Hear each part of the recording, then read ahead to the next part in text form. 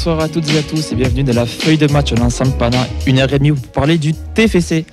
Comme vous voyez autour de moi, il y a quand même pas mal de monde. On va commencer avec à ma droite Nathan Auxence. Comment ça va les gars ? Ça va, au top. Bonsoir à tous, très content d'être là encore une fois. On a un petit joker à la technique, c'est Yves. Comment il va Yves ? Et ça va bien, bonsoir à tous. J'espère que tu prépares tes arguments parce que je pense que la diste va pouvoir reprendre du service ce soir. Ah, les arguments sont toujours chauds et prêts. Ouais, parfait.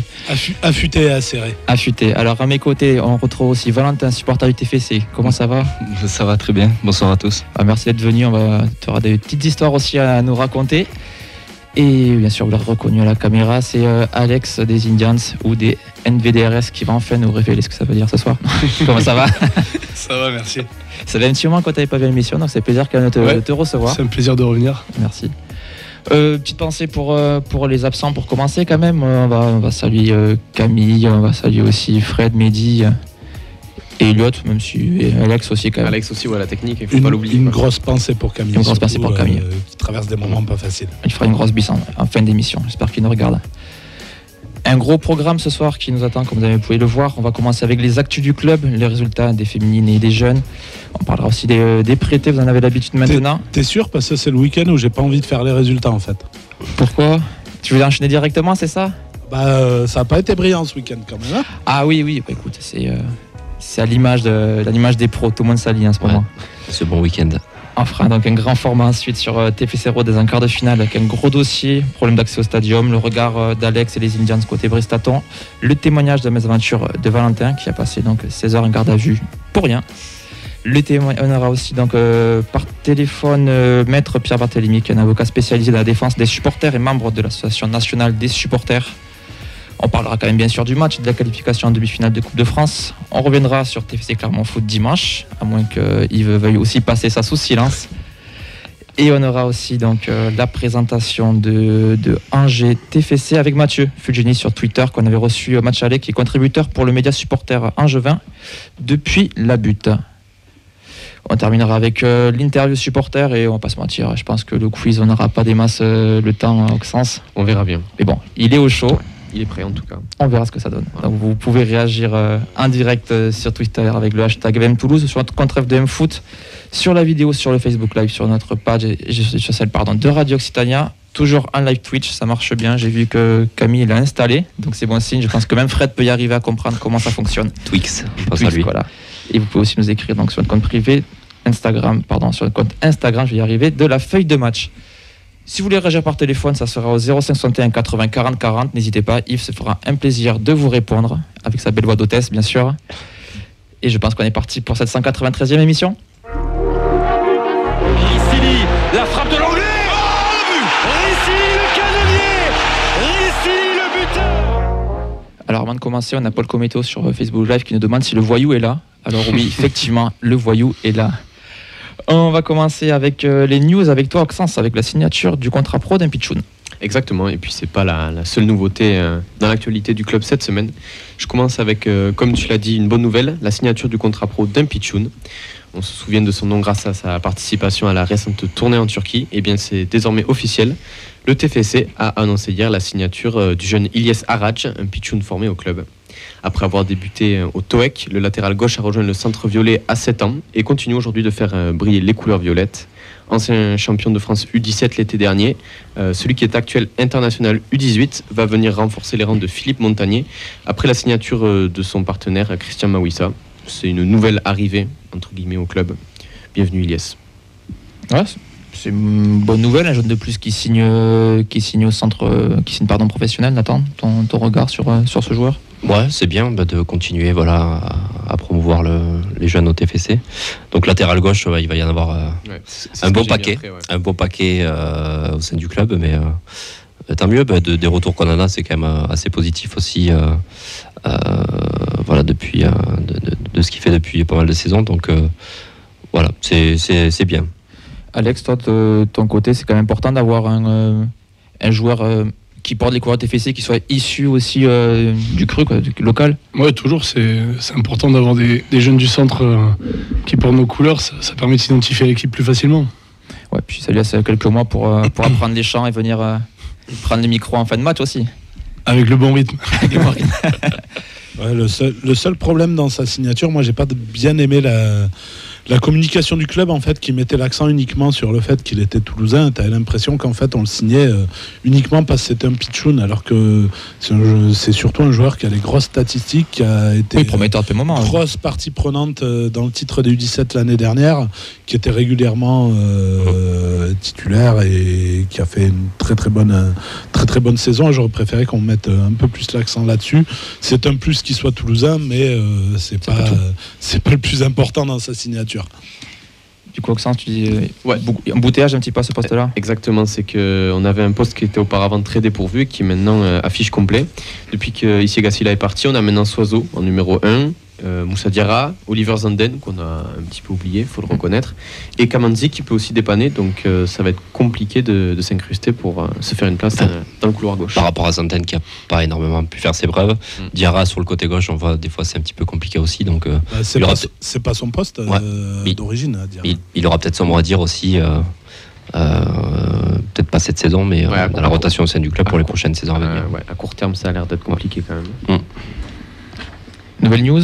On va prendre des nouvelles du Toulouse Football Club, l'association UTFC. La bonne action du mois avec la Alefpa qui était en visite au stadium, puisqu'il y a peu, le Toulouse Football Club a offert à 50 enfants atteints de problèmes de santé une immersion totale dans le quotidien du club. Pendant toute une journée, ces enfants ont vécu une expérience unique avec au programme visite des infrastructures, donc du centre de formation et du stadium, des rencontres avec un joueur, Eddy Zuliani, si je ne dis pas de bêtises, et une joueuse, Altine Kuntlak, si je ne dis pas de bêtises non plus, et la diététicienne du club. Et enfin, le fait de pouvoir assister à l'entraînement des pros, des U19 et au match des U17. Voilà pour la bonne action du mois. Petite question par rapport, qui n'est pas prévu, par rapport aux Indians, il y a du travail qui est fait aussi avec la fondation, il y a des projets où c'est un peu plombant à part. Non, c'est à part. Parce qu'on se rappelle, pendant le confinement, il y a eu des actions aussi pour les soignants qui avaient été menées. Donc, ouais, mais enfin, nous, c'était de notre côté, complètement. Indépendamment du club. D'accord. À voir du coup pour la suite. Dernière news avec toi, Oxens. Dernière news un petit peu plus discrète, puisque le TFC a eu l'accent nippon pendant le week-end dernier, puisque le club de Kokoku Osaka FC était en tournée européenne. Et le week-end dernier, la délégation japonaise a posé ses valises en Occitanie. Au programme, les compatriotes d'Ado ont disputé 2 matchs, donc je vais vous livrer les résultats. Les U18 du TEF s'imposent 2-0 contre les U18 de Kokoku avec des buts de Belianju et Vivent, tandis que les U16 du TEF s'inclinent 1-0 contre les U17 de Kokoku. Voilà, donc on remercie Goron31 sur Twitter qu'on avait toujours bien informé, qui nous a donné les résultats en live de ces 2 rencontres. On va passer au prêté avec toi, Nathan. Bien sûr. Alors on va commencer par la Flemme. Donc Junior qui a joué contre Rodez pour un choc du bas de tableau. Donc il a égalisé à la 79e. Donc voilà, c'est son 2e but, je crois, depuis qu'il avait... non, premier. Premier. Je savais qu'il avait marqué son 2e but. Bon, on le félicite, son premier but à Junior Flemings. Yanis Begraoui, il a joué 80 minutes lors du déplacement à Amiens, donc défaite 1-0. Mamadi Bangré avec QRM, il a joué tout le match à Diochon, il a égalisé à la 86e minute, alors que Valenciennes avait ouvert le score en début de match. Samsana, donc fin de saison pour lui, opéré des adducteurs vendredi dernier à Bordeaux, rééducation de 3 mois, donc voilà, un peu compliqué pour Samsana. Dommage, le prêt commençait bien.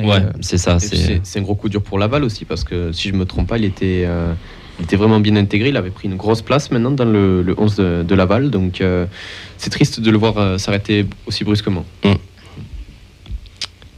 Donc ensuite Nathan Skita avec Odense, il a la pépite. La pépite, oui. Je crois que c'était ma prononciation d'Odense que tu avais critiqué. Ah non, je ne me permettrai pas. Je ne sais même pas si ça se dit comme ça. Donc il a eu la chance de jouer les 20 dernières minutes de la claque reçue au FC Copenhague, qui est 2e du championnat. Donc ils ont gagné 7-0. À noter donc qu'il a été sélectionné avec les U21 finlandais. Donc on remercie Lucas LRT sur Twitter pour l'info. Voilà, qui suit très régulièrement l'actualité de Skita, qui partage beaucoup d'infos dessus. On termine avec un peu d'exotisme. Exactement, Cléry Herbert et Tom Rabdouille au Spartak Varna. Donc Cerber, il a joué les 57 premières minutes de la victoire de son équipe, qui s'impose 1-0 face au Slavia Sofia à la 90e. Donc il se rapproche du premier non relégable à 6 points. Et Tom Rapnoe, lui, il est resté sur le banc. Voilà, écoute, des résultats en dents de scie, on va dire, mais quand même quelques petites perfs, surtout Fleming quand même. Il y a Mamadi Bangré qui fait une très très bonne saison à QRM. Oui. Qui est très très intéressant, bien intégré, qui joue énormément et qui est souvent décisif. Et qui, si QRM fait une saison où ils sont plutôt tranquilles, il n'y est pas étranger. Surtout la première saison, où ils sont quand même, on ne peut pas dire loin du maintien, mais ils arrivent à se mettre au milieu du tableau. Et, c'est très bien. Ouais, et l'autre ancien du TEF, notre grande tour de contrôle aussi, Sidibé. Bon, QRM, Sidibé. Ça se passe très bien. Ouais. Oxens, je te voyais réagir. Ouais, il y a un petit erratum, je viens de percuter, j'ai eu un petit doute. Le club bulgare, c'est le Botev Vratsa. Et pas. Oui, je me suis trompé de. Oui, voilà. Mon vieux copier-coller. J'ai mal prononcé, excuse-moi. C'est pas grave, bien joué à eux quand même. On passe au retour au centre de formation et des féminines. Bien sûr. Donc voilà, comme l'a dit Yves tout à l'heure, week-end noir au niveau des résultats. Donc défaite 3-1 à l'extérieur pour la réserve face au stade Beauquerrois. Donc le TFC a égalisé à l'heure de jeu par Kylian Wattel, juste après son entrée à la place de Tim Ray. Donc ensuite le Beaucaire a repris l'avantage à la 70e et a marqué et a fait le break en fin de match. On va enchaîner avec le classement d'abord. Donc le TFC avait l'occasion de revenir à 1 point du leader Béziers. Mais il y a toujours 4 points d'écart et Beaucaire est même revenu s'installer à la 2e place. Donc c'est vraiment la mauvaise opération du week-end. C'est dommage. Ouais. Après c'est pas fini, loin de là. Donc le prochain match, c'est la semaine du 19 mars pour la réception de la Lanterne Rouge Bagnols Pont, à 15h30 sur l'annexe 1 du stadium. Donc l'occasion de pouvoir repartir vers l'avant. Les U19, ils ont perdu à Colomiers 4-1 ce dimanche. Donc après une ouverture du score de Saforcada dès la 4e minute. El Arani à la 17e et Saforcada à la 19e. Donc la Madi est exclue après l'heure de jeu avant que Ruben Belliandjou ne sauve l'honneur à la 70e. Donc Colomiers a également fini à 10, parce que le TF avait reçu un rouge. Donc après l'expulsion de Turpin à la 89e. Donc Toulouse est 2e à 2 points du leader montpelliérain. Prochain match, donc il y a une trêve pendant 2 semaines. Donc réception de l'AS Cannes le dimanche 26 mars sur l'index 4 du stadium face à Cannes qui est 12e sur 14 équipes. Donc c'est quand même un match qui peut être abordable. En théorie. Les 17, ils ont fait match nul 1 partout à Marmande ce samedi au stadium, sur l'annexe du stadium. Mathis Saka a ouvert le score à la 42e avant une égalisation de Sofiane Aour à la 89e. Donc au classement, ça nous donne une 3e place à 9 points du leader marseillais et 1 point de Istres. Prochain match, c'est un déplacement à Nîmes, dimanche à 14h30. Donc ils sont 5e à 2 petits points du TF. On va enchaîner avec les féminines. Donc pas de match cette semaine pour la D2. Prochain match pour elle donc, contre Nice qui est solidement installée sur le podium à la 3e place avec 28 points. Ce sera le dimanche 12 mars à 13h30. Donc le TF est donc 10e avec 12 points et à 6 points du premier non relégable. La R1, elle a gagné 2-0 à Auch samedi soir. Et donc classement 2e avec à 4 points de latte. Prochain match sera un match à rejouer contre Toulouse Métropole, puisque ça aussi c'est une histoire particulière. Ça avait été gagné 3-0 initialement par le TFC. Donc le match avait été interrompu, puisque la minuterie automatique de la Métropole a interrompu le match à la 89e. Donc impossible de redémarrer en moins de 45 minutes les éclairages et voilà. Du coup match à rejouer, ce qui est quand même... c'est la commission qui a appliqué le règlement purement et simplement. Ouais, mais sachant que c'est arrivé parce que Toulouse Métropole a retardé le début du match pour des problèmes de composition d'équipe. C'est ça. Ouais. Est-ce qu'il y aurait un complot, pourquoi pas? Merci à Mehdi pour ces infos du coup, qui est toujours bien informé. Et les 19, donc elles ont perdu lourde défaite à la maison contre Montpellier. Donc elles ont pris un but dès la reprise de la seconde mi-temps, puis elles ont enchaîné les buts malheureusement. Donc au classement, elles restent 4e avec 6 points, à 6 points des leaders marseillaises, qui restent sur 4 victoires en 4 matchs, qui seront les prochaines adversaires. Donc autant dire que ça risque d'être un petit peu compliqué. Prochain match, c'est réception de l'OM dimanche à midi au stadium annexe 3. Voilà pour ces résultats peu élogieux. Merci Nathan. Donc vous pouvez retrouver chaque semaine le calendrier de nos jeunes et féminines diffusé tous les vendredis sur nos réseaux et les résultats qui seront diffusés tous les lundis. Allez, on va passer maintenant au retour de TFC Rodez.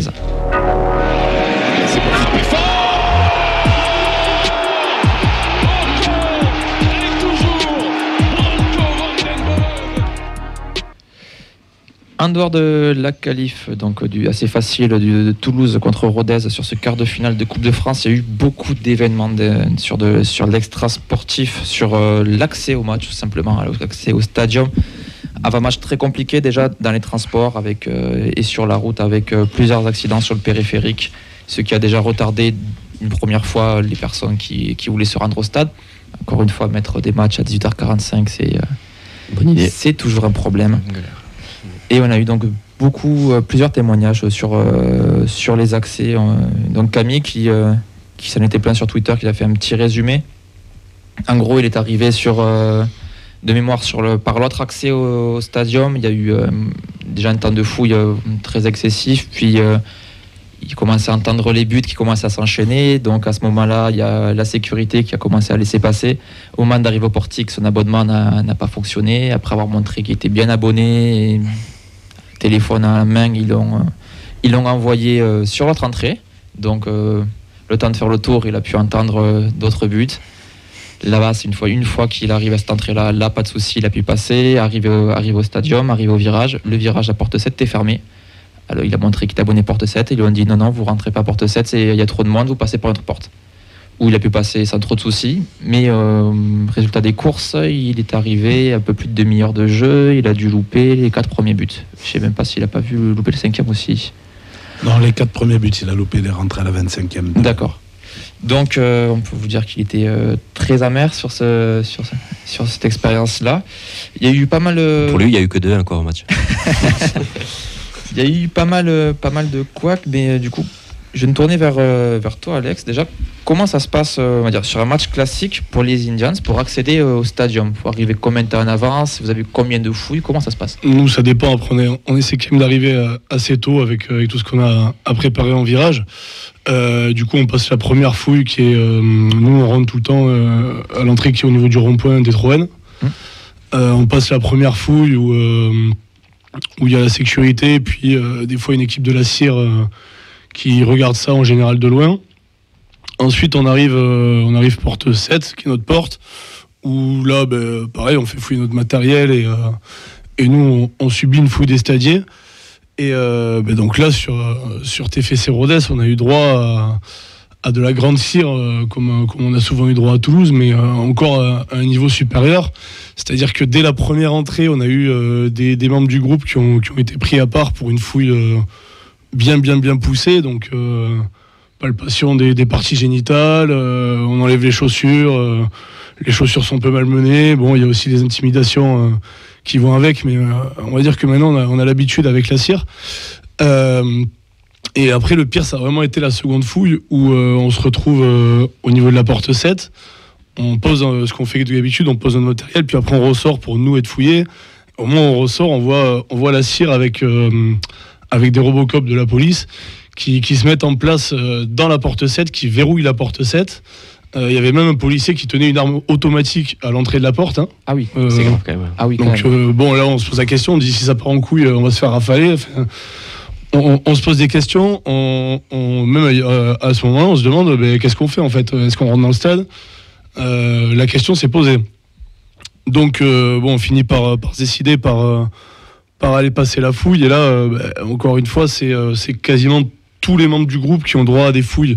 Bon, déjà la première fouille des stadiers, puis après une seconde fouille de la part de la police où là, ils ne pouvaient pas plus fouiller que ça. L'étape suivante, c'était nous déshabiller entièrement. Il y en a même qui avaient leurs chaussures, on leur demandait d'enlever les semelles malgré qu'elles étaient collées. Enfin, il y en a, on leur demandait en fait de bouger leurs chaussures, quoi. Et donc certains, entre le premier guichet et la porte, ont même subi 4 fouilles, ceux qui ont été mis à part les 2 fois.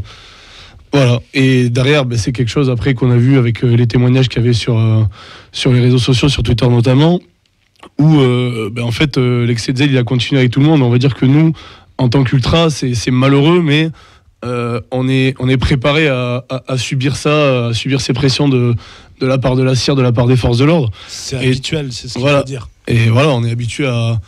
Mais à ce point-là, c'est déjà arrivé. Mais à ce point-là, même à la grande époque de Jeff Soukas, où ça se passait mal avec le club et tout était fait pour nous pourrir la vie, on n'a jamais eu quelque chose d'aussi poussé à l'entrée du stadium. Vraiment, les rares fois où on a pu connaître ça, c'est sur certains déplacements. Et encore, il n'y avait pas autant de fouilles successives. Est-ce qu'il y avait, à ta connaissance ou dans les échanges qu'il y a pu avoir, une raison particulière pour que ce match-là soit autant contrôlé? Parce que c'était pas le premier guichet fermé de la saison. Il y avait qu'est-ce qui pouvait justifier ce genre de... Moi, je sais que j'ai appris que certains plaisantins avaient caché un peu de pyrotechnie dans les toilettes avant TFC Marseille. On m'a dit que ça avait aussi été le cas avant TFC Rodez. Mais bon, maintenant, on voit quand même que même ces fouilles-là n'ont pas empêché certains d'utiliser des fumigènes. Donc bon, faut aussi que le club se pose la question de savoir s'ils veulent se positionner ou non sur ce qui se passe et sur le traitement qui est infligé à la supporter. Quand des pères de famille viennent nous témoigner que leurs enfants qui sont ados, pareil, on leur fait enlever les chaussures, on les fouille, on leur tâte les parties génitales, que les supporters ils sont accueillis avec un policier qui a une arme automatique à l'entrée de la tribune. C'est quoi le message qui est envoyé, quoi? Et maintenant il faudrait que le club se positionne et défende ses supporters aussi. Sachant que, pour apporter quelques précisions, là sur les fouilles diligentées par la police, le club n'a pas son mot à dire, c'est la préfecture qui prend la décision et qui impose les choses.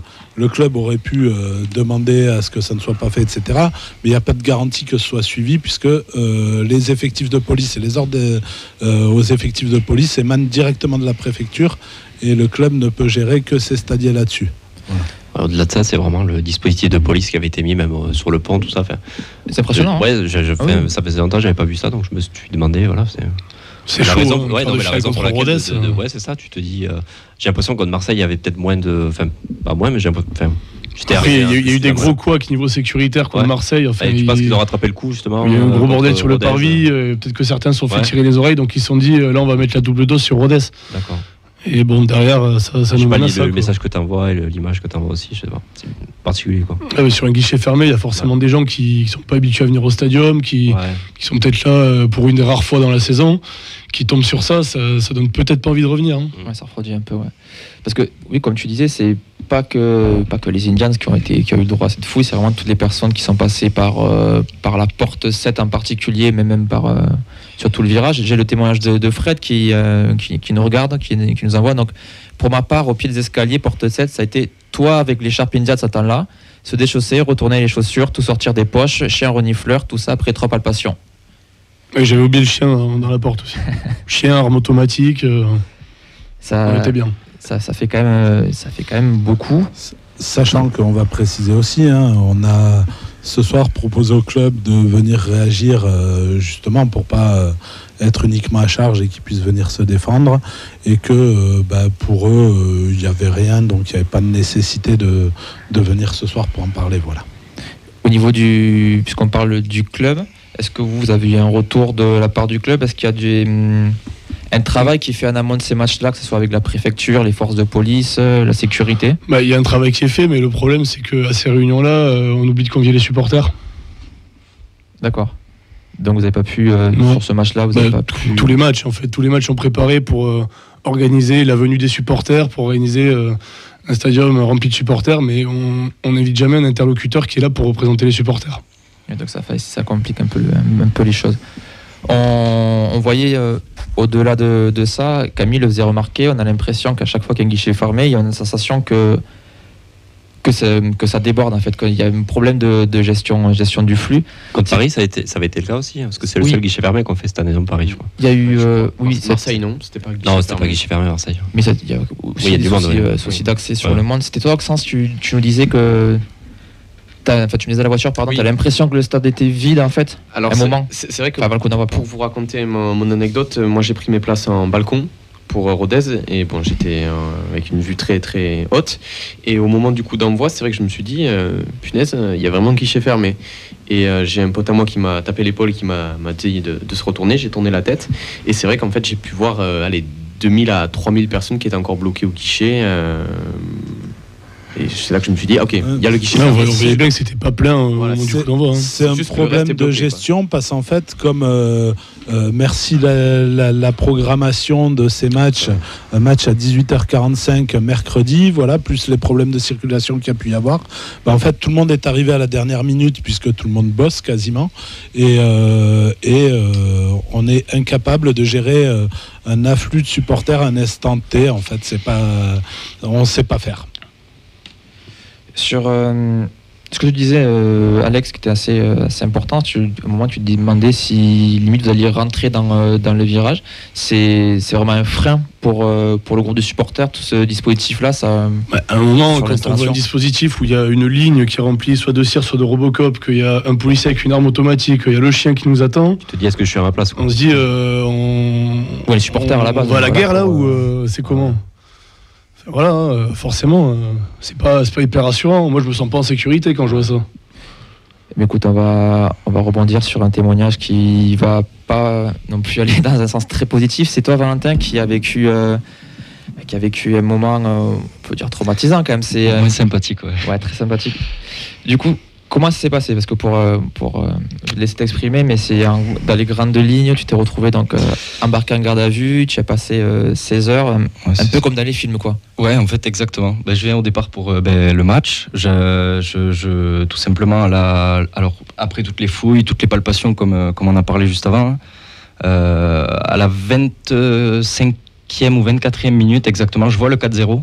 Et au 4-0, en fait, je me fais sortir par la sécurité, qui me sort du stade, qui de là m'amène ils me sortent de l'enseigne du stade des Gradins. Je pars après au camion, ils me menottent, ils attendent une voiture de police qui m'amène donc au poste derrière. Durant ce laps de temps, moi, je faisais que dire que j'avais rien fait et que je ne savais pas pourquoi j'étais là, quoi. Et à aucun moment, ils ont parlé de mes droits ou quoi que ce soit. D'accord. Et voilà, donc après, arrivé au poste, ils me font souffler. J'avais bu des bières avant au parking, donc voyou, voilà. Du coup, pas de droit pendant 6 heures. Et après, ils m'ont entendu du coup qu'à midi ou 13h le lendemain. Donc voilà, il était 19h, je crois 19h30 quand je suis, donc 19h quand j'ai quitté le stade, 19h05, je suis arrivé au poste à 19h30. Donc ça a commencé ça à 19h30 à peu près. Excusez-moi, je crois qu'on a une coupure de micro, je sais pas. Donc oui, donc 19h30 t'arrives au poste et le lendemain t'es sorti à 13h je dirais. D'accord, ouais, donc t'as passé la nuit. Ah ouais, complètement. Et mais du coup seul, aucune aide extérieure, non du tout, ils ont prévenu juste ma compagne à 2h ou 3h du matin. Parce que du coup, comme j'avais bu positif, alors sans savoir mon taux d'alcoolémie aussi, parce que j'avais vraiment bu que 2 bières, oui. Donc c'est ça qui était ridicule. Ici à Paris Stadium, t'es à 0 concrètement. Hein. Voilà. Après, j'ai eu la chance d'avoir 4 buts, quoi. C'est un point positif. T'as vu plus de buts que Camille. Alors voilà. Et c'est drôle, il rentre à la 25e, tu sors à la 25e. Est-ce que c'est juste pour précision, c'est bien la sécurité du club qui t'a pris qui t'a fait sortir. Voilà, la sécurité du club qui m'a mis la main sur l'épaule, donc j'étais au niveau des marches, donc ils m'ont amené dans les marches. Ouais. En bas de la porte 6. D'accord. Je rentre porte 7 et après je me mets en bas de la porte 6. Porte 6, voilà, c'est donc la sécurité qui me sort des marches et c'est la CIR qui m'a contrôlé en bas de la porte 6 du coup. Sur un témoignage du coup t'as eu Comment, pardon ? Sur un témoignage t'as été Ah non, là c'est en fait ils m'ont tout simplement dit tu viens avec nous, il faut qu'on te parle. D'accord. Et ils ne m'ont pas parlé et pas dit ce que je faisais là. Et okay. En fait sur l'euphorie du 4e but, on s'est tous un petit peu dans l'euphorie du but, quoi. Ouais. On s'est tous sauté dessus, je me suis dit viens de me casser les couilles pour avoir bougé un petit peu. Enfin voilà, je savais même pas pourquoi honnêtement. Donc et puis ils ne m'ont rien dit. Jusqu'à arriver au poste, vraiment, je ne savais pas. C'est réellement à 2h du matin que j'ai su qu'ils m'avaient fait que le motif était allumer un fumigène dans une enceinte sportive. Oui, ça paraît quand même irréel de passer autant de temps sans savoir, et surtout de partir sans menotter. Menotter, tout ça, c'est une escalade la chaîne. en fait. C'est incroyable, ça m'était jamais arrivé. Hein. de même faire de la garde à vue ou quoi que ce soit. Donc ouais, c'est quand même choquant. Et puis après derrière, je suis revenu à Clermont, je me suis dit à tout moment je repars à la 35e, à la 40e pour rien quoi encore. T'as réussi quand même à passer le cap et revenir oui, parce que le TEF j'aime ça quoi, donc obligatoire, mais bon, pénible. Ça vient pour être une fête et au final ça passe en... oui, ça gâche tout. Ça gâche tout complètement. Quoi. Est-ce que aujourd'hui tu es complètement sorti d'affaires, tu vas être rappelé pour quelque chose ou là c'est fini? Non, du tout. A priori, il n'y aurait aucune preuve contre moi, il n'y aurait rien, aucune vidéo, aucune photo, parce que alors j'aurais été pris a priori après avec ce que les agents m'ont dit, que ce serait une vidéo ou une photo où ils m'auraient vu allumer un fumigène. Et quand il y a eu après des demandes auprès du TFC ou de la sécurité ou je sais pas, rien n'a été envoyé quoi. T'as dû contacter un avocat suite à ça?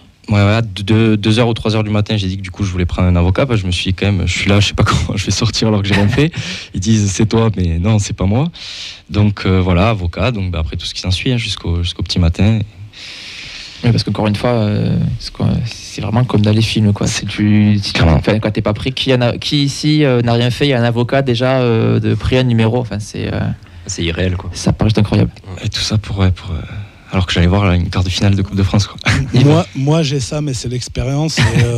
On a développé un petit livret qu'on commence à faire tourner, à mettre à disposition des supporters, justement, avec la DIST, un petit livret de la garde à vue avec toutes les informations importantes si jamais vous vous retrouvez en garde à vue, parce que on va pas se mentir, ça arrive plus souvent qu'à ton tour. Alex est au courant aussi, c'est pas le premier cas d'une personne qui se retrouve en garde à vue. Encore toi, t'as pas eu trop de coups de pression, mais avec parfois des coups de pression pour dire qui a allumé des fumigènes, qui a donné des fumigènes à des gens qui n'étaient même pas au courant et qui n'ont jamais touché un fumigène de leur vie, quoi. Tout ça pour des dangereux fumigènes. Ouais. Sachant qu'on va préciser ce que je voulais préciser tout à l'heure et qui m'est sorti de la tête et qui revient là quand Alex intervenait.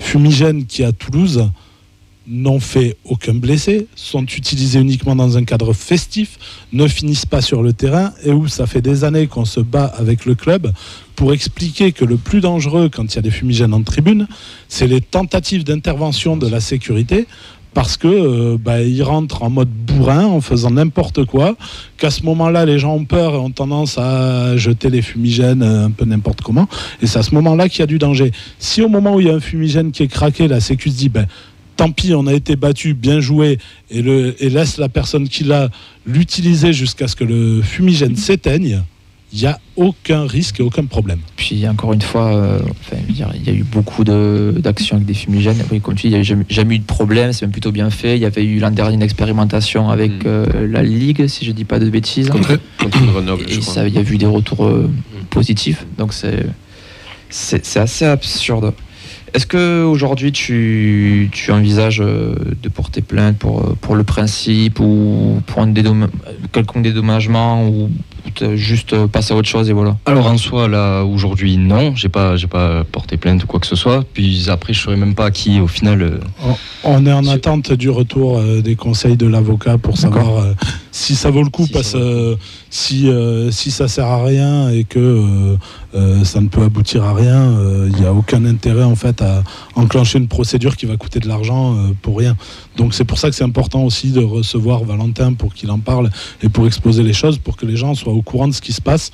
Et je pense que c'est le foin médiatique et le bruit fait autour de ces affaires qui peut justement mobiliser l'opinion publique et tous les supporters du TFC, parce que c'est particulièrement scandaleux de voir ça, sachant que match en semaine, j'imagine que ça t'a créé quelques problèmes au niveau du boulot, etc. Oui, exactement. Ouais. Pour l'organisation déjà pour venir, et puis le lendemain j'avais un magasin à ouvrir, donc j'ai la chance d'avoir un collègue qui était au match, donc qui a pu être au courant, mais sinon c'est compliqué. Ouais.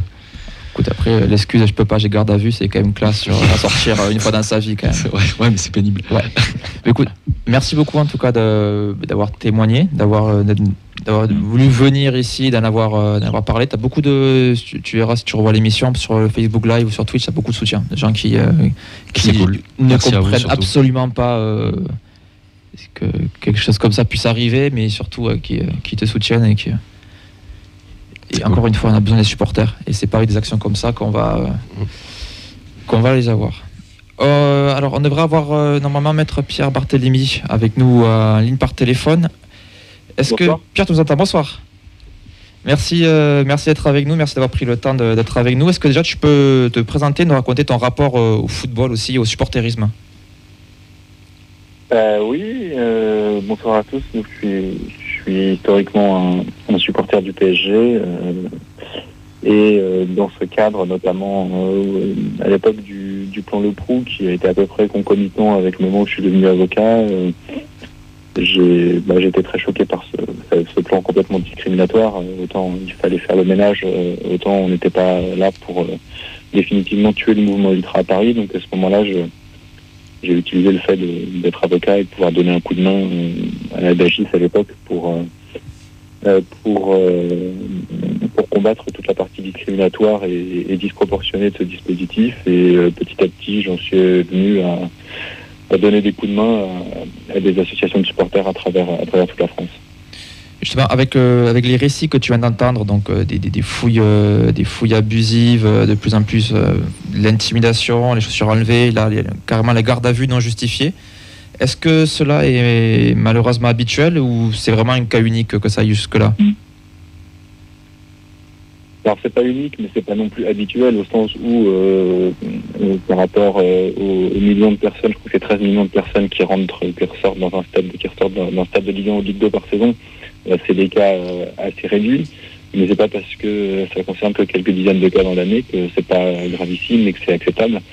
Donc il faut pas en tirer des conclusions généralisantes, mais on peut effectivement s'inquiéter que ça arrive, et on voit, enfin c'est pas le cas à Toulouse, mais on voit que ça arrive parfois dans des clubs où il y a des désaccords structurels entre les groupes de supporters et la direction, et que bizarrement dans ces cas-là, il y a une multiplication de ces comportements de contrôle de la part de stadiers ou de policiers à l'entrée de la tribune des groupes de supporters organisés. Que dit la loi justement concernant les accès au stade et à la fouille ou plusieurs parce que là du coup on voit qu'il y a plusieurs types de fouilles, il y a palpation classique, là on va jusqu'au reniflage, jusqu'à limite déshabiller les supporters. Qu'est-ce qui est autorisé, qu'est-ce qui l'est pas? Est-ce que tout le monde, le simple stadier peut le faire, ou il faut que ce soit quelqu'un de particulier?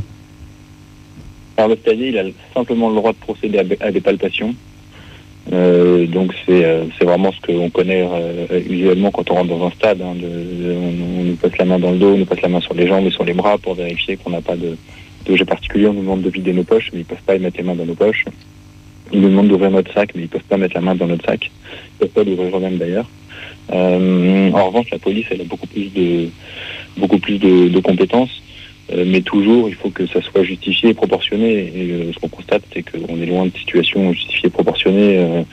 Déjà, le simple fait de considérer qu'il y a besoin de mettre des gens en caleçon ou nus pour rechercher des fumigènes, c'est à mon sens complètement disproportionné par rapport au risque que présente un fumigène dans un stade, et au fait que de toute façon, il y a entre 2500 et 3000 fumigènes qui rentrent par an en Ligue 1 ou en Ligue 2. Donc, si c'était si grave que ça...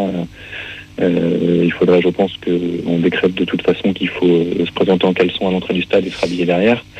Et puis on constate aussi que souvent quand c'est fait, c'est à des fins purement vexatoires. Ça vient de quelques membres des forces de l'ordre isolés, mais qui sont connus semaine après semaine pour être dans cette optique de provocation. Il y en a même certains, j'ai souvenir à Nantes, qui disait aux supporters, viens, si tu veux, on va se battre, je te prends un contre un. Enfin, vraiment, c'était vraiment pas des démarches de contrôle réglementaire et qui avaient des vocations sécuritaires. C'était vraiment de la provocation de quelques personnes dans les forces de l'ordre qui voulaient, pour des raisons bizarres, comme pour les citer, se faire des supporters. Donc, il y a malheureusement des abus parce que tout est appréciation de proportionnalité, et il y aura toujours des policiers, des magistrats ou même l'opinion publique pour considérer que ça peut être proportionné parce qu'on a l'image de supporters violents, que de toute façon on aura toujours quand il y aura des procès, des procureurs sortir des vidéos de fight hooligan bulgares ou polonais en disant regardez, ça c'est ce qu'on veut éviter. Donc malheureusement, comme c'est un monde qui n'est pas forcément connu par des personnes qui interviennent au tribunal ou dans d'autres sphères de la police, il y a une capacité à bien contrôler ces pratiques. Concernant la garde à vue donc, de Valentin, est-ce que la police est dans son droit en faisant cela? Donc le sortir du stade, ne lui poser aucune question, enfin rien lui dire, quoi, le traitement qu'il a eu. Alors, la police, à partir du moment où elle estime qu'il y a un cas de flagrance, elle fait son travail et elle peut interpeller. En revanche, le placement en garde à vue, normalement, il y a eu l'intervention d'un magistrat, d'un procureur. Donc là, on peut effectivement se demander dans quelle mesure il y a eu une vraie analyse de la réalité des indices le concernant et de la gravité quand même. Ce qui m'a choqué le plus, en fait, c'est le coup des menottes, parce que les menottes, il faut vraiment que on n'est pas dans les films américains où les menottes sont automatiques. En France, il faut vraiment que on démontre qu'il n'y avait pas d'autre solution que les menottes pour protéger des agents de police ou pour éviter une fuite ou pour protéger la personne d'elle-même. Donc, moi, ce qui m'a le plus choqué, c'est les menottes. Et après, effectivement, le fait qu'il y ait une garde à vue qui soit allée aussi loin, aussi prolongée, alors que manifestement, il suffisait de 2-3 minutes pour regarder les bandes de vidéosurveillance pour voir qu'il y avait une erreur. Ça m'interpelle, mais c'est plus les menottes et la durée de la garde à vue qui m'interpellent que l'arrestation, l'interpellation et même un début de garde à vue. C'est pas adhérent pour ce type d'infraction. Le problème, si tu veux, Pierre, c'est que là, dans son cas, en fait, ce sont les stadiers qui ont dit que lui avait allumé un fumigène. Donc ils l'ont fait sortir du stade, la cire l'a embarqué, il s'est retrouvé en garde à vue. Et après, l'officier de police judiciaire attendait la transmission justement des éléments par le club, donc photos, vidéos, qui ne sont jamais arrivés. Et au bout de 16 heures, voyant que rien n'arrivait, ils l'ont laissé ressortir. Ça, c'est effectivement un problème, parce que normalement, il y a des policiers, et même souvent, il y a un procureur au PC Sécurité, donc ils auraient dû le voir tout de suite. Ils n'auraient pas dû se fonder exclusivement sur les stadiers. Et ça ramène à un deuxième problème plus général qu'on connaît, c'est-à-dire qu'il y a énormément de plaintes ou d'accusations anonymes et fausses de stadiers, pour la simple et bonne raison que ça permet ensuite au club, quand il passe en commission de discipline, de dire regardez, nous on a fait le nécessaire, il y a eu des interpellations nominatives, nos stadiers ont donné des noms, ont directement permis aux policiers d'interpeller. Et la commission de discipline, dans ces cas-là, parce qu'elle n'est pas dans la logique de sanctionner les manquements du club, ce qu'elle devrait faire, mais dans la logique de punir les supporters indirectement à travers l'extension contre le club, elle dit s'il y a des supporters qui ont ramassé au pénal, s'il y a des supporters qui ont fait de la garde à vue, très bien, moi je m'arrête là. Et donc il y a des vraies dérives de ce côté-là, il y a une incitation des stadiers à permettre l'interpellation ou l'identification de n'importe qui, même s'il est innocent, à tel point que parfois on a vu des juridictions, je me souviens d'un cas à Brest, qui a dit j'en ai marre, toutes les semaines on se retrouve avec 3 supporters qui sont jugés, et à chaque fois on voit que le dossier est vide. On comprend bien que le club pose des plaintes nominatives au hasard systématiquement pour s'en sortir en commission de discipline. Et ça, c'est un gros problème. Il faut que la commission de discipline commence à faire sérieusement son travail, c'est-à-dire uniquement juger les carences des clubs et pas essayer de s'en prendre indirectement aux supporters. Et qu'on laisse en matière de délit la justice faire son travail. C'est ni au préfet avec des IAS détournés, ni à la commission de discipline avec des huis clos ou des incitations des stadiers à accuser ou à faire interpeller n'importe qui qu'on avancera sérieusement sur ce sujet. Que peut faire un supporter pour faire valoir ses droits? Parce qu'avec le recul, une fois rentré, on peut contacter on va dire un avocat ou des associations spécialisées. Mais sur le moment, à l'instant T, que peut faire un supporter pour pas être embarqué pour rien, ne pas subir un traitement discriminant? Objectivement, pas grand-chose. D'accord. Même rien. Rien, parce que s'il résiste, là, il risque de commettre vraiment un délit. S'il est respectueux aussi, il risque d'en commettre un. Malheureusement, c'est pour ça que la situation est grave. C'est qu'en fait, il n'y a pas vraiment de garde-fou. Tant que la garde à vue ne va pas au bout, ou tant qu'il n'est pas décidé de mettre fin à la garde à vue, on est complètement bloqué. Alors du coup, nous, pour être clair, on n'est pas là pour incriminer ni le club ni les clubs en général, mais juste pour savoir, parce que les clubs en général sont tiraillés entre préfectures, métropoles qui sont propriétaires des infrastructures. Est-ce que les clubs ont quand même un mot à dire là-dedans et peuvent essayer de lutter contre ces phénomènes-là? Ils n'ont pas d'influence sur toute l'action police-justice. En revanche, ils pourraient déjà s'assurer que quand ils déposent plainte nominativement contre un supporter ou lorsque ils identifient un supporter et donnent l'identité à la police ou la justice, ils soient sûrs à 100% de l'identité de la personne. Et puis ça, c'est plus une appréciation personnelle qui n'est pas vraiment juridique, mais ils devraient le faire seulement pour les cas qui graves, les violences, les jets de projectiles, le racisme, ce genre de comportement. Mais la pyro festive, aller balancer les noms de mecs qui font de la pyro festive, pour moi, le club, il a aucune nécessité de le faire. Enfin, je parle pas du cas où la torche est utilisée comme arme ou la torche est utilisée comme projectile. C'est quand c'est de la pyro festive utilisée intelligemment, que la torche, elle est cramée sans blesser personne parce qu'elle est bien utilisée, qu'elle est gentiment posée par terre ou descendue en bas de la tribune. Qu'est-ce qu'un club va aller s'embêter à aller créer des tensions et à les dénoncer nominativement des supporters? Enfin, c'est le travail de la police, de la justice. Le club qui l'aide sur les cas graves, je veux bien. Sur de la pyro festive, je ne comprends pas la logique. Est-ce que selon toi aujourd'hui on va vers plus de contrôles stricts et d'événements comme on vient d'avoir les témoignages, ou est-ce que les associations de supporters vont discuter avec l'État, l'autorité? Je pense qu'il n'y a pas de règle nationale, c'est vraiment chaque club différent selon les pratiques locales, mais en plus selon les personnes. Quand il y a des changements de personnes dans une ville, on voit que les pratiques changent. Après, au niveau national, on a de toute façon depuis 93, ce qui fait maintenant 30 ans, régulièrement des textes de loi, notamment chaque fois qu'on va recevoir des compétitions sportives, et là c'est le cas avec les Jeux Olympiques, toujours des textes de loi de toute façon toujours plus répressifs, qui donnent toujours plus de moyens, puisque là on voit bien qu'ils veulent introduire maintenant des scanners comme à l'aéroport pour entrer dans les stades, dans la loi Jeux Olympiques. Ils veulent aussi prévoir des caméras avec intelligence artificielle qui identifient les risques de mouvements de foule ou de troubles. Enfin, on va toujours plus loin, soit dans l'alourdissement des dispositifs répressifs, soit dans la technologisation, je ne sais pas si ça se dit, de tous les outils dans les stades. Ce qui est d'ailleurs,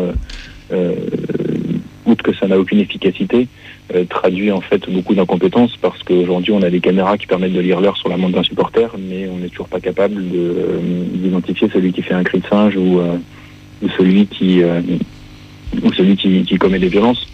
Donc je pense qu'il faudrait d'abord qu'ils se remettent en cause sur leurs propres compétences et leurs propres méthodes avant de toujours vouloir aller plus loin dans la technologie ou dans la répression. On a une question de Fred sur le Facebook Live.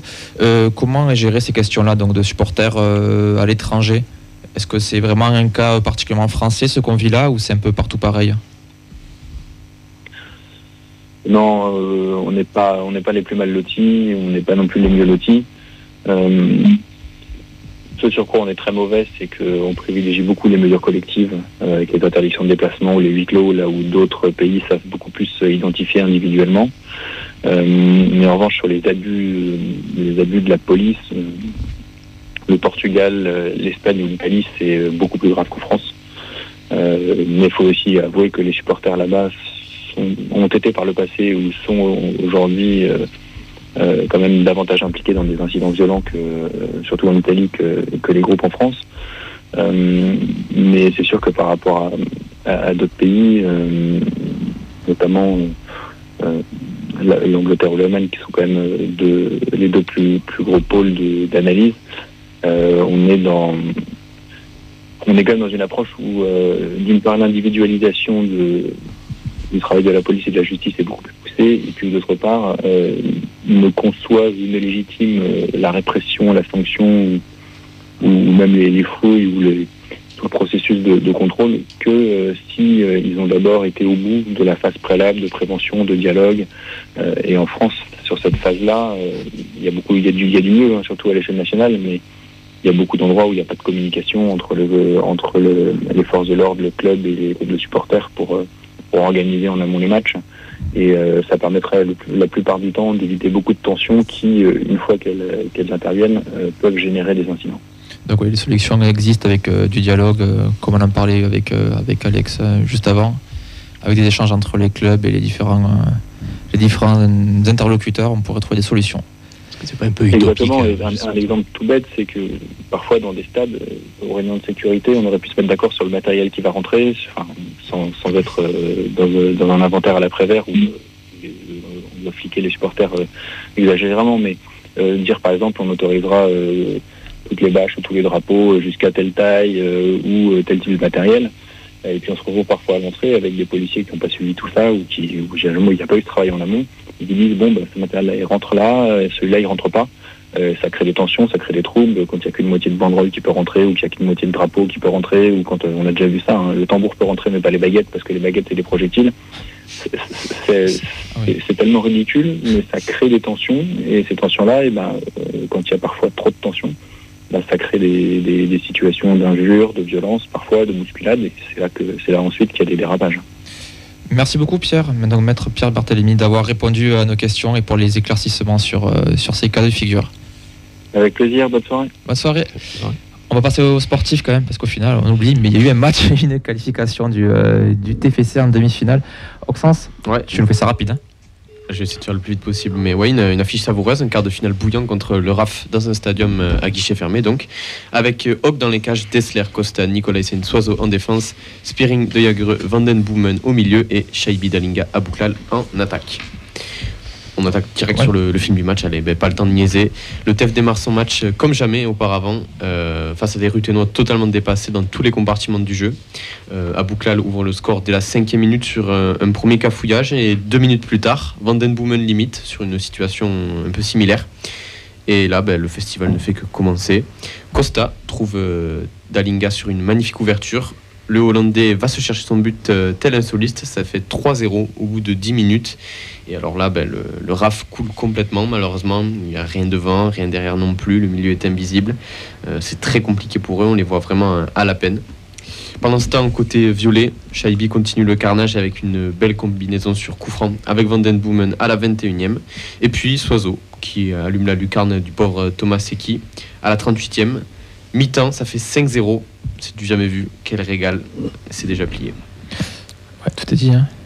On doutait un peu quand même sur le mi-temps. À ce point-là. Non mais ouais, c'est quand même... on savait au vu de la composition d'équipe qu'on prenait pas ce quart de finale à la légère.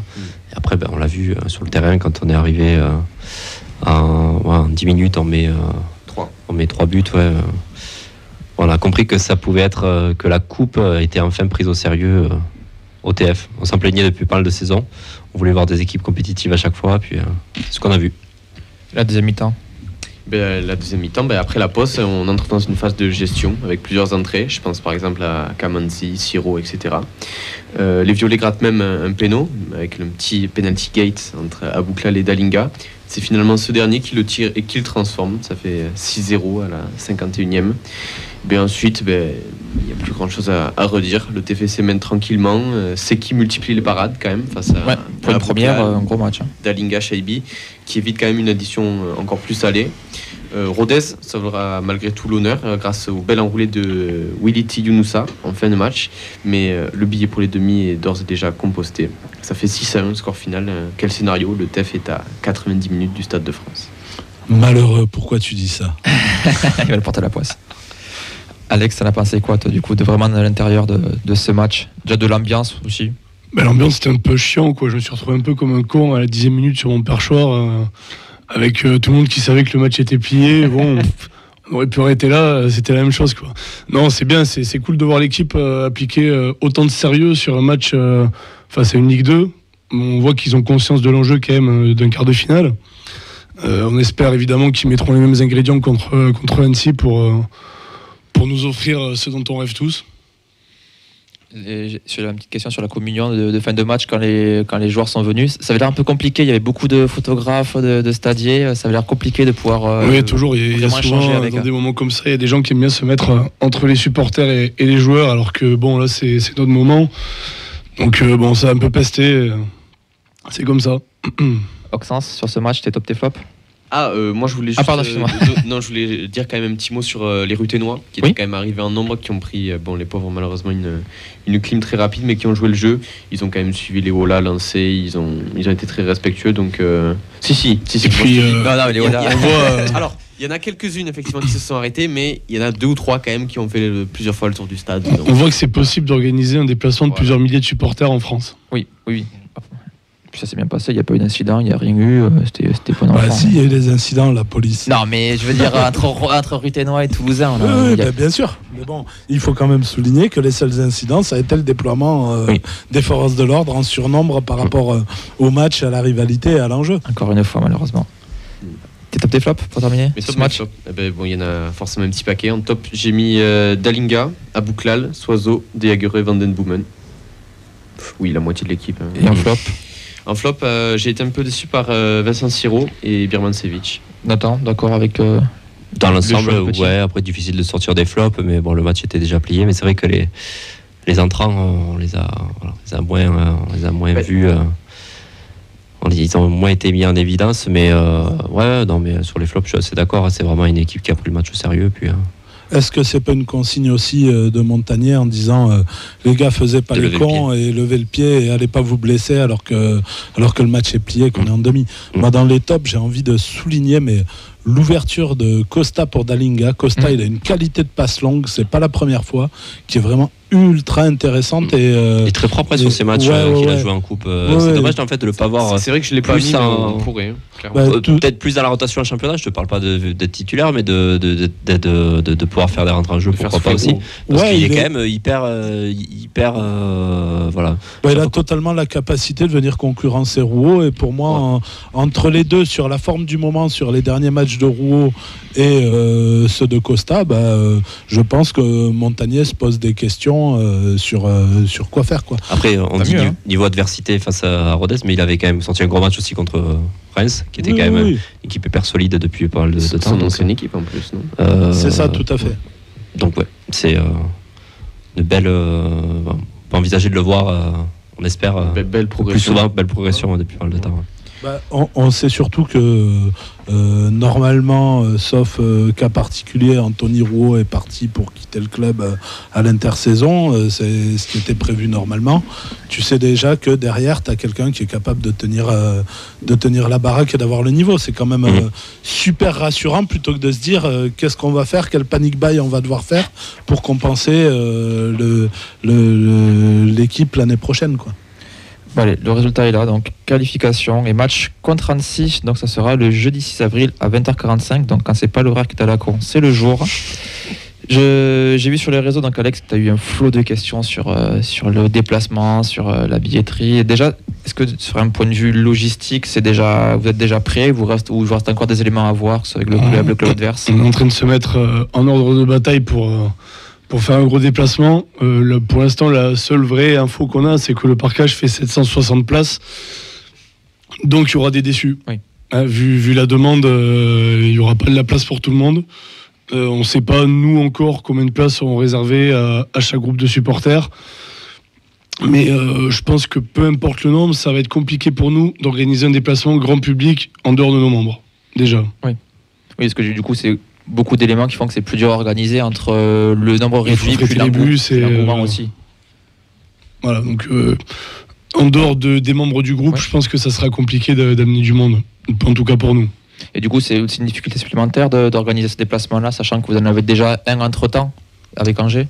Ouais, après Angers, c'est pas le compliqué à organiser. Il y a Brest aussi, mais c'est surtout qu'il y a Montpellier aussi 3 jours après. Donc c'est 2 gros déplacements qui vont s'enchaîner, mais bon, on fait avec, et on va essayer de faire du mieux possible pour être le plus nombreux et pour soutenir l'équipe, pour les pousser. Ça va être ça le plus important, ceux qui iront à Annecy, ça va être de vraiment jouer notre rôle à fond et de pousser l'équipe. Content comme du tirage ? Oui, après choisir. Peu importe, on a évité d'aller à Lyon ou à Nantes à l'extérieur. Après, si on aurait pu prendre au stadium, ça aurait été sympa aussi de pouvoir se refaire un guichet fermé. Maintenant, on prend une Ligue 2. On a déjà vécu 2009, Guingamp au stadium, on l'a toujours ici, là. Toujours. Donc maintenant, allons à Annecy, soyons sérieux, poussons l'équipe à fond, mais rien n'est gagné. Je disais avec Yves en off, je suis presque plus rassuré de les prendre à l'extérieur Annecy qu'à la maison. Je sais pas, ça aurait pu être un peu je sais pas. Ça donne un petit peu moins de pression, je trouve, de le jouer à l'extérieur, ce match-là. Peut-être plus de sérieux à le jouer. Ouais, plus de sérieux. Joueurs, peut-être. Après, quand tu as un stadium entier qui est à ta cause. Ouais, mais parce que. On reste sur Guingamp et Marseille, toujours difficile à gérer ces 2 demi-finales. C'était trop loin pour moi, je peux pas vous dire. Ah oui, tu passais trop jeune. Tu rentrais à l'école maternelle, c'est ça, il y a un petit moment. Valentin, toi, content du tirage ? Ouais, après on verra ce que ça donne, mais puis on va pousser mais très content. Ouais. Allez, on va passer maintenant au retour du deuxième match de la semaine qui était diffusé clairement ce dimanche.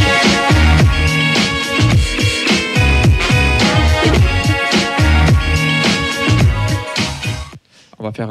Je te compte sur ton temps pour faire assez vite. Ouais. Malheureusement, le contenu du match, s'y prête. Ça va m'aider. Donc on a un TF qui est resté donc sur 2 défaites consécutives en championnat, mais sur la qualification en demi de Coupe de France. Donc il recevait Clermont ce dimanche, qui était juste derrière au classement. Donc l'occasion de stopper la dynamique négative et de s'imposer face à un adversaire de notre championnat, on va dire, entre gros guillemets. Donc côté compo, on a Dupé, Dessler, Rowe, Nicolaisen, Soiseau, Spearings de Jagereux, Van den Boomen, Abouklal, Dalinga et Shaibi. Donc on a une équipe qui ressemble quand même beaucoup à celle qu'on a vue en coupe, donc ça a peu fait tourner. Il y a eu peu de temps de récupération et ça s'est quand même vu au niveau du rythme du match. Donc début de match où les deux équipes se cherchent, peu d'occasions hormis une frappe lointaine côté Clermont. Donc le TF il va répondre par une récupération au milieu de terrain, une projection rapide vers l'avant. Donc on a eu plusieurs occasions. Donc Shaibi qui avait été trouvé côté gauche mais qui n'avait pas trouvé le cadre. Abouklal lancé en contre qui frappe au-dessus et Shaibi de la tête qui ne trouve pas le cadre dans cette première mi-temps. Côté Clermont, on essaye de se projeter en contre et de tenter des frappes lointaines, mais assez peu pour inquiéter Dupé. Donc voilà, est-ce que j'étais assez rapide pour cette première mi-temps ? Je pense que... Même rythme pour la deuxième ? Ouais, le même rythme pour la deuxième. Voilà, on a un TF qui a plus la même mise quand même sur la possession, donc quand même pas mal de jeux de jeux intéressants, notamment voilà côté droit avec un enchaînement entre Ado, Dessler, de Jagereux, ça combinait quand même bien, mais on sentait que voilà, niveau finition c'était quand même assez compliqué. Donc aucune frappe cadrée pour le TF dans ce match, c'est quand même à souligner, parce que ça faisait un petit moment qu'on n'avait pas vu de but au stadium, ça fait un petit moment, mais qu'on n'ait pas eu d'occasion franche. Des occasions, il y en a eu, mais des occasions franches, vraiment avec des frappes cadrées, on n'a pas été servi malheureusement. Et Clermont n'existe offensivement que par l'intermédiaire de coups de pied arrêtés, et à la 78e minute, malheureusement. Le TFC va être puni suite à un manque d'agressivité au milieu de terrain. Donc les Clermontois vont remonter la moitié de terrain adverse, jouer en triangle et du coup le ballon va atterrir dans les pieds de Kawi qui va enrouler une frappe à l'entrée de la surface et mettre le ballon hors de portée de Dupé. Donc le TFC ne reviendra pas, défaite 1-0, troisième défaite consécutive pour le TF en championnat. Donc vos avis, est-ce qu'on demande les avis quand même ou on passe? Bien sûr, oui, quand même. Valentin, du coup, tu es au stadium, tu as pu voir le match, t'en as pensé quoi de... Alors moi, c'était spécial ce week-end, j'avais la boule au ventre, très clairement, donc honnêtement. Mais sinon, ouais, déçu du résultat. Et après, on va se tourner maintenant et passer à autre chose. On verra ce qui va se passer la semaine prochaine. Enfin, cette semaine, du coup. Alex, toi, sur ce match, t'en as pensé quoi? Est-ce que la coupe a influé aussi sur le match, que ce soit physiquement ou dans les têtes, hein, c'est compliqué de s'y remettre après avoir décroché une place en demi-finale. Même nous, avant le match, sur le parking, on en parlait, on se disait bon, ouais, on joue clairement aujourd'hui. Voilà quoi. C'est pas hyper excitant de se dire que le maintien étant quasiment fait, on va pas se porter la guigne, mais de se dire voilà que derrière on va avoir un match dans un mois pour aller chercher une place au Stade de France. C'est compliqué de se remettre dans le bain en championnat, quoi. Oxens, toi, ton avis sur ce match? Ouais, les têtes et les jambes ailleurs. Ouais. Je dirais ça comme ça. Tout simplement. J'ai vu pas mal de messages passer sur la non-performance du TF, alors que le match en lui-même, Toulouse fait pas un aussi mauvais match que Clermont. Hein. Clermont, c'est quand même famélique dans le jeu, c'était affreux. C'est pas un gros match tout court. On fait un match sans, ça arrive. Mais voilà, le 0-0 pour moi aurait été logique, puisque c'était quand même un vrai bon match de merde. Faut pas se cacher. Faut pas se cacher. Et puis voilà, c'est juste le premier qui marquait, il allait s'imposer, on le savait. Hein. Ça aurait pu tourner sur un centre de Ado avec Abouklal qui reprend en deuxième mi-temps. Malheureusement, ça a basculé du mauvais côté. Des matchs comme ça, on en a eu en notre faveur aussi cette année. Donc il y a pas de quoi. Je trouve on a le coup de mou au bon moment. On a le coup de beau au bon moment parce qu'on était quand même sur une bonne série. Là, on sait qu'il y a quand même le match qu'on attend tous à Annecy pour aller chercher une place au Stade de France. On a le coup de mou au bon moment. On va pouvoir se remettre la tête à l'endroit. Ça va faire du bien aussi aux joueurs de pouvoir dégonfler un peu les têtes, parce qu'il n'y a pas de grosse tête, mais passer à autre chose. On a Montagnier aussi qui a permis en conférence de presse de mettre en avant le fait qu'on avait la pression du TF, meilleure attaque d'Europe 2023.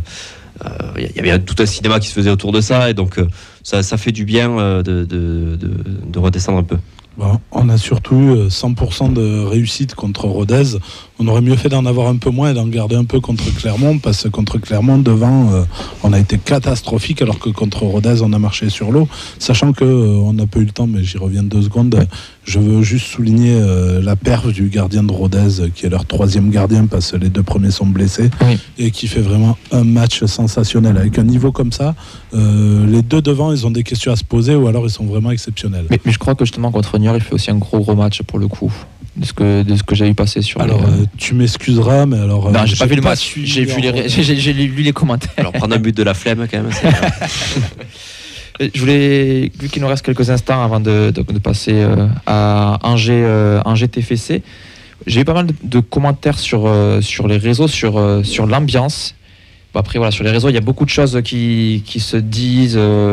C'est vite la catastrophe. Il y a une polémique par semaine de la commu influenceur du TFC.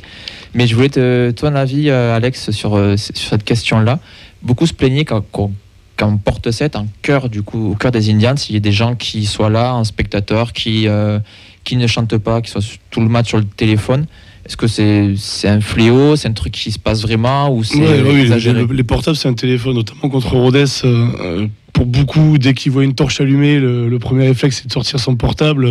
C'est vraiment un fléau. Maintenant, oui, après, il y a peut-être des gens qui sont là et qui n'ont pas trop envie de se la donner en virage. C'est un peu ce que ça attire, le fait d'avoir une tribune qui est à la mode, on va dire, ces derniers temps. Ça ramène peut-être des gens qui sont pas là pour les bonnes raisons. Après, quand on voit tout ce qu'ils disent sur Twitter, là, franchement, moi, je lis même plus, c'est fatigant de voir tous ces avis, des gens qui se tirent des balles entre eux, avec ceux qui disent ouais, moi j'étais là avant, je chantais pas, je reste en virage, je chanterai pas, je m'en fous. Ceux qui sont arrivés l'année dernière qui disent ah, vous êtes pas des vrais, vous chantez pas. Enfin bon, c'est un peu ridicule tout ça. Il faut que tout le monde tire dans le même sens. Hein. On a l'occasion d'avoir une tribune qui pèse vraiment sur les matchs, une des meilleures tribunes de France actuellement. Je pense que si tout le monde y met du sien, on peut vraiment faire des grosses ambiances. Après, comme j'ai dit, hein, le relâchement, il était peut-être chez les joueurs contre Clermont, mais il était aussi chez nous. Hein. Moi, je vois le premier. Je vais faire ma BABA, mais la veille du match, j'ai croisé Branco en faisant mes courses. On a parlé pendant une dizaine de minutes et la seule chose dont j'ai parlé, c'est la Coupe de France. La veille du match contre Clermont, donc c'est un peu général, quoi. Voilà. Je pense que après l'euphorie de la Coupe, c'était compliqué aussi de rebondir sur un match entre équipes du milieu de tableau. Écoute, ça sera l'occasion de se relancer peut-être face à Angers. On va passer maintenant à la présentation du match.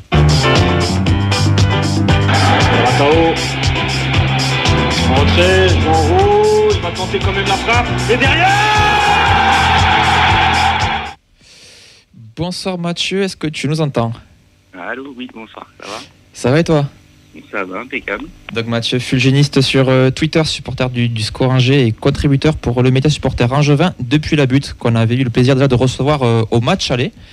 Est-ce que je peux te présenter en quelques mots et présenter aussi le média depuis la butte? Alors, du coup, comme tu l'as dit, moi c'est Mathieu, j'ai bientôt 25 ans, ça fait plus d'une quinzaine d'années que je supporte le SCO. Ça fait une vingtaine d'années que j'habite sur Angers, donc pour situer le truc.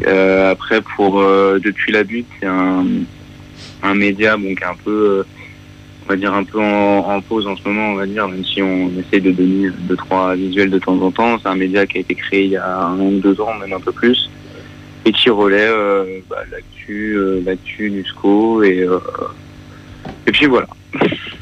Bon, on va attaquer le vif du sujet. Il y a beaucoup de choses à dire chez vous, malheureusement. Saison compliquée en sportif et en extra-sportif. Déjà, niveau sportif, c'est la série, si je ne me trompe pas, c'est... j'ai perdu le truc. C'est 13 défaites consécutives et du coup 18 matchs sans victoire de suite, 16 défaites et 2 nuls. Est-ce que notre record a été battu ou pas? Ouais, le record, ils ont battu. Vous avez notre record. C'est ça, Qu'est-ce qui va pas? Qu'est-ce qui va pas chez vous à Angers? Déjà, niveau extra-sportif aussi, on a le coach qui vient d'être viré cet après-midi. Exactement. Viré, il a plutôt de ce qui se dirait ou de communiquer, enfin de ce qu'on en comprend, il aurait démissionné, mais comme il a bien dérapé. Hein. Pardon? Il a bien dérapé. Hein. Oui, bah c'est pas le seul au club, hein, et puis ça fait déjà quelques temps que c'est pas le seul à déraper au club. Ouais, mais c'est le seul qui a débarqué par contre. Oh, il fait une legrette, hein, il s'est replacé vite. Hein. Ouais. Bah en fait de base c'était le directeur d'un centre de formation et aussi le coach de notre équipe réserve, qui au moment de prendre ses fonctions, il y a eu quand même quelques sujets, quelques articles de journalistes locaux sur ses méthodes d'entraîneur et de coach assez rudes envers les jeunes, et pas très pédagogue on va dire, donc on savait dans quoi on s'embarquait, mais là je pense que c'est la goutte d'eau qui a fait des vases, dans le sens où même les joueurs étaient un peu choqués, un peu surpris.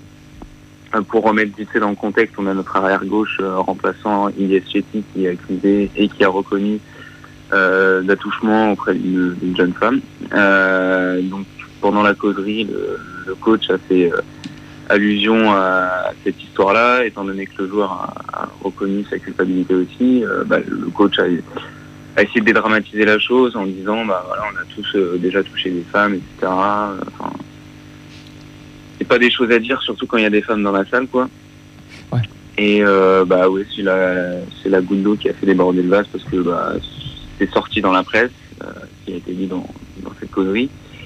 Et du coup, la pression médiatique, populaire, etc., a fait que il n'y avait pas d'autre choix que de démissionner, on va dire. C'est un cauchemar quand même là. Oui, même si notre directeur de la communication, qui lui aussi est assez contesté, a essayé d'étouffer l'affaire, d'éteindre l'incendie en démontant tout ce qui a été dit, le coach a avoué quand même ce qu'il avait dit, et puis il est plus notre coach aujourd'hui. Donc là, samedi, ce sera le coach adjoint Alexandre Dujeu qui va prendre l'équipe en main, et puis il est probable que dès lundi prochain il y ait un autre staff, un autre coach à la tête du SCO. Je pensais que c'était la cata, nous, la saison qu'on avait vécue il y a 3 ans. Non, j'ai l'impression qu'il y a pire ailleurs. C'est pire. Ouais.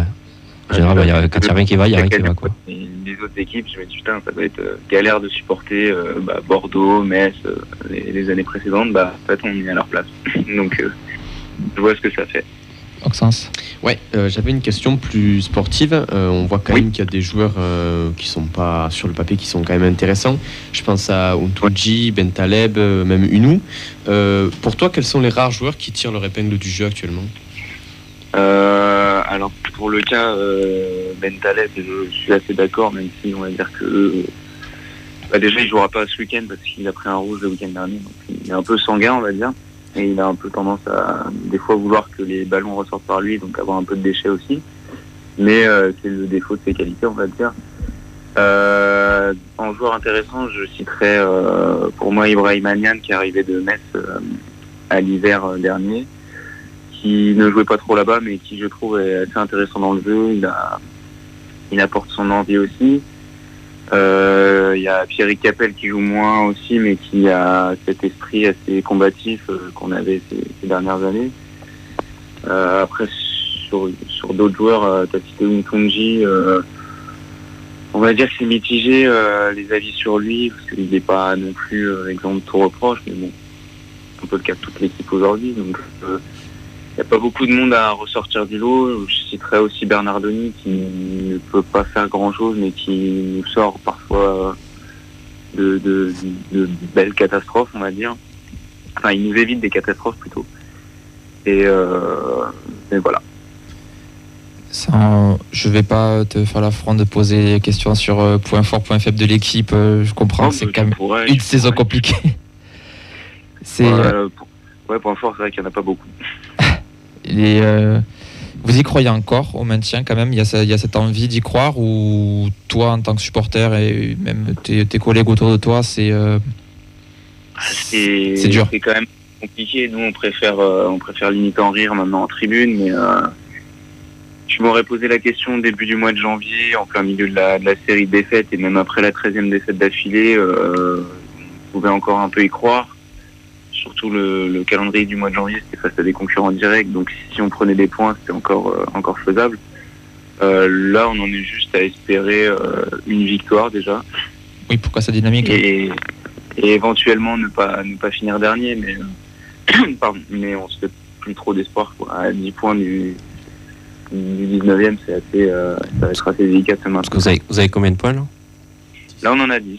D'accord, en plus avec 4 descentes, plus c'est un peu compliqué d'envisager. 10 points et il reste une dizaine de journées à prendre, donc c'est assez compliqué quand même. Oxens, tu avais une question? Oui, j'avais une deuxième question concernant, on parle de la déroute sportive et en interne. Tu contribues à un média qui s'appelle Depuis la butte, si j'ai bien relu les fiches. Généralement, quel est l'état d'esprit des supporters d'Angers? J'ai pas trop entendu la question, désolé. L'état d'esprit des supporters d'Angers en ce moment, est-ce que c'est vraiment de la résignation, de la honte surtout? Ouais, il y a beaucoup de colère de notre part, et de la part de la bonne partie des supporters que je suis sur les réseaux. Il y a de la colère surtout pour l'extra sportif aussi, parce que le sportif, on a commencé à s'y habituer, donc c'est plus là-dessus qu'on tape entre guillemets, mais c'est les choix qui ont été faits en interne qui entraînent les mauvais résultats sportifs, et c'est là-dessus qu'on souhaite mettre la lumière sur justement tout ce qui est en interne.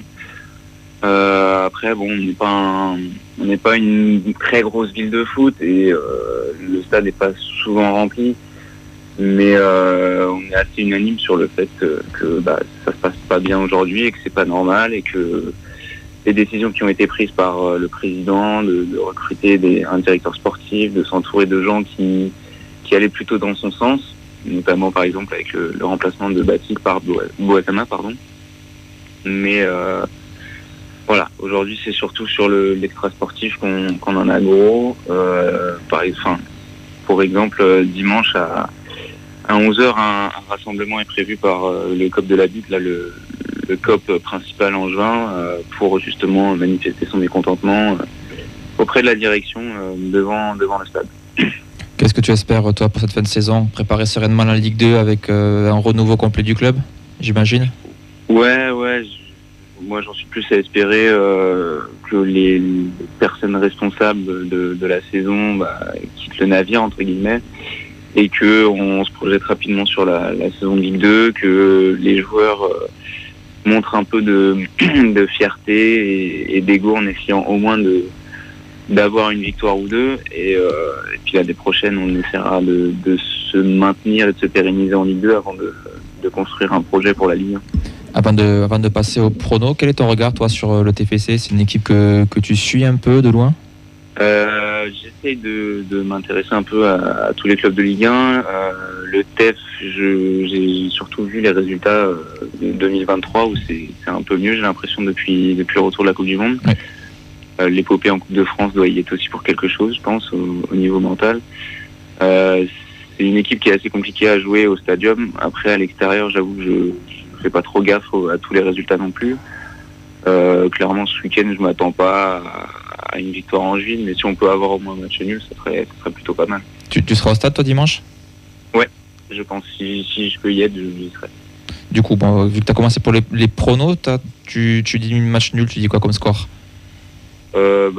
Si un match nul, je pense un partout, mais je pense surtout que Toulouse va gagner au moins avec un but d'écart, parce que c'est la spécialité angevine sur ces derniers matchs de perdre à domicile par au moins un but. Valentin, ton prono? Une victoire de Toulouse pour se relancer. Je dirais 1-0. Alex? 4-0. On va se faire violence. Après les matchs ratés, on a une cible facile en plus en vue. À mon avis, ils vont pas tergiverser. 4-0. Oxens? C'est surtout qu'en fait, il faut pas perdre ce match, quoi. Donc, même 2-0, je pense que ça peut passer aussi. 2-0 pour le TEF. Nathan? À une époque, on perdait contre Avignon et Grenoble, donc j'ai peur de ce match. Je vais dire, victoire 2-0 de Jagerud Dalinga. Et Yves, pour terminer? Pour nous, c'est un peu, c'est bizarre de le dire comme ça, mais c'est un peu le match de la peur quand même, parce que c'est celui qui peut nous plonger dans une spirale très négative et commencer à nous refaire regarder derrière, alors que jusque-là, on était un peu tranquille, mais Je pense qu'on devrait réussir à se sortir d'un match piège, mais que je partage assez l'avis de notre confrère Angevin. Une petite victoire par un but d'écart, 1-0, parce que je vois mal Angers être capable de marquer un but. C'est très compliqué pour eux. Une petite victoire 1-0 avec un but de Dalinga, puisque c'est lui de toute façon qui marque s'il y a but. Voilà, ce sera... Ok, écoute, merci beaucoup Mathieu. On peut te retrouver sur Twitter, Fulgidiste, donc du supporter depuis la butte. Bon courage pour cette fin de saison. On t'apporte tout notre soutien parce que nous aussi on a connu des saisons galères, on te comprend. Comme disait Camille en commentaire, on sent la souffrance dans ta voix, donc grosse force à toi et aux supporters en juin. Le problème pour eux, c'est que c'est pas que sportif, et que la honte, elle vient vraiment de l'extra sportif, parce que ce qui se passe et toutes les affaires dans lesquelles le club retrouve son nom mouillé à cause des protagonistes, c'est des affaires qui sont proprement dégueulasses, quoi. Ouais.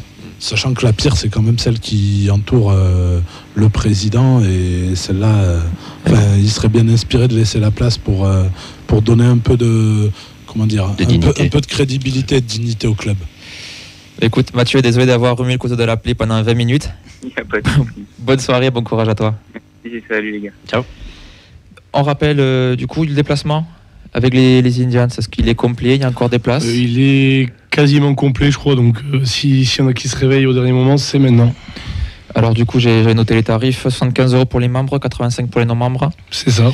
Et j'ai vu passer je crois sur Facebook et Twitter le numéro, je le donne si jamais, pour appeler 06 33 41 51 25. Appelez-le de préférence entre minuit et 3h du matin. N'hésitez pas, on appellera pour poser des questions pour le déplacement aussi en Coupe de France. À cette heure-ci, il sera content de nous répondre, j'imagine. Petite info pour la feuille de match, puisque nous serons au Danus pour commenter ce match en Facebook Live. On ne pourra pas être du déplacement. Live à partir de 14h30 pour ceux qui seront sur place. Et pour la première fois, on sera diffusé dans les enceintes du bar. Et donc n'hésitez pas, le micro est ouvert, vous pouvez venir participer, prendre la parole, commenter. Il y aura avant-match, après-match et aussi un petit débrief à la mi-temps en Facebook Live et aussi sur Twitch si jamais vous n'êtes pas dans le coin du bar ou pas sur Toulouse. On vous attend nombreux? Oui. Ouais. Ça me paraît logique. Non, ne venez pas. Surtout, n'hésitez pas. Non, puis il y a pas mal de petites formules. En plus, Dany maintenant collabore pas mal avec le TEF. Il y a des réductions si on a des maillots, des choses de couleurs du TFC. Il y a un happy hour aussi. Ouais. Voilà, on a été complet sur ce Angers TFC de dimanche et on va terminer l'émission avec l'interview de supporters de Valentin.